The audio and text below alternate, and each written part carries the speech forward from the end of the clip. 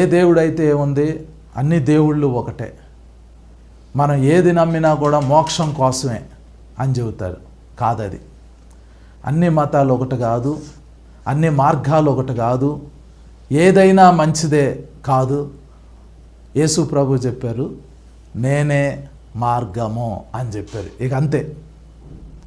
యేసు తప్ప, యేసు రక్తం తప్ప మనల్ని ఏది పరలోకంలోకి తీసుకెళ్ళదు. మనల్ని ఏది పరలోకంలోకి తీసుకెళ్ళదు. యేసు రక్తం, నేనే మార్గం అని యేసు ప్రభు చెప్పారు. నా ద్వారా తప్ప ఎవడును పరలోకంలోకి రాడు అని చెప్పారు. తప్పనిసరిగా యేసయ్య ద్వారే మనం పరలోకంలో అడుగు పెడతాం. యేసు రక్తమే మన పాపాలని కడిగిద్ది.